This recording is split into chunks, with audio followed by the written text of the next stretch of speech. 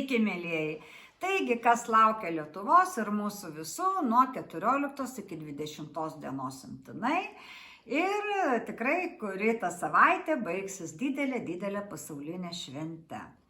Taigi, bet pirmiausia, prašau, spauskite patinka ir dalinkitės ir, aišku, prenumeruokite mūsų kanalą ir, aišku, dar labai prašau Facebook'e mūsų stebėti, nes tai irgi sklaida. Taigi, tęsiam. Na, pirmiausia, noriu pasakyti, kad tas ypatingai ten kovo pabaigos, balandžio pradžios situacija jau po biškį trinasi Lietuvos horoskope ir galime tikėti didesnės ramybės. Na, jeigu neskaitant, kad žmonės šurmuliuoja dėl tų vėl kažkokių, tai, ne kažkokių, o konkrečių labai neteisingų mokesčių.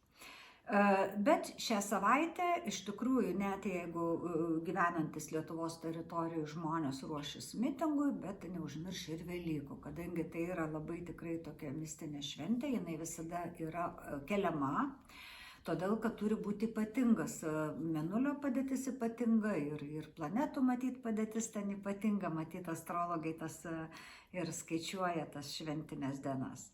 Taigi, brangieji, kadangi tai yra pilnatis, tai galite padaryti kažkokių netgi gal burtų, nes visada tokiu periodu žmonės darydavo sėkmės dalykus. Taigi neužmirškite šią savaitę užrašyti norus ant popieriukų ir pamėginkite tą Velykų rytą, kai jau einate pas dievulį, ten palaiminti maisto tie, kurie einate, arba namuose tenais savo aplinkoje laiminate maistą, tai galite ir tą popierėlį su savo noru paprašyti, kaip visus laimins ir tuos popierėlius irgi dėti prie maisto ir tegul palaimina šventikai. Tai yra tikrai labai gera intencija ir į bažnyčią nueiti, ir maistą pašventinti, ir ne tik maistą, bet ir jūsų norų išsipildymą. Taigi, va taip, nes kadangi šią savaitę bus labai daug planetų 8 būste, o tai reiškia tam mistiniam būste, tai ar Velykos ar ne, vis tiek tai būtų labai palanku padaryti. Bet viskas, kadangi dar sueina ir į tą tokią didžiąją metų šventę, tai viskas sviestų košės nepagadinsi, darykite, tvarkykite ir pamatysite, kaip jūsų norai, patys gražiausi norai pildysis.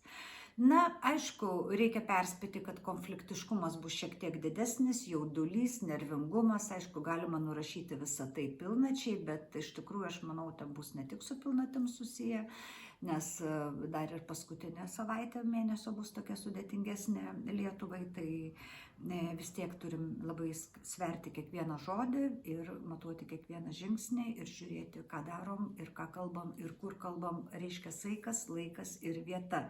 Nes tos pasekmės, jeigu, pavyzdžiui, šią savaitę įvyks pas jūs konfliktas, gali tęstis labai ilgai arba išvis iki pat grabo lentos, kaip žmonės sako, taip? Na, ypatingai šią savaitę gali džiaugtis tie, kurie dirbate su aukštom technologijom, kurie ten remontuojate televizorius, gal kompiuterius, turėsite daugiau darbo. Biškutį tie, kurie dirbate su mistiniais dalykais, reiškia, irgi turėsite didesnių pasiekimų.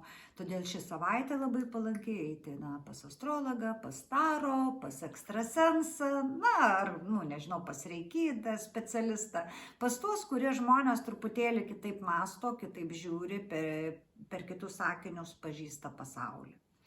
Tai nes tuo metu, būtent tokiam žmonėms ši savaitė bus tokia aiškiaregiška ir galva bus skaidri ir tikrai daugiau matys, giliau matys ir tikrai tai yra tokių žmonių savaitė.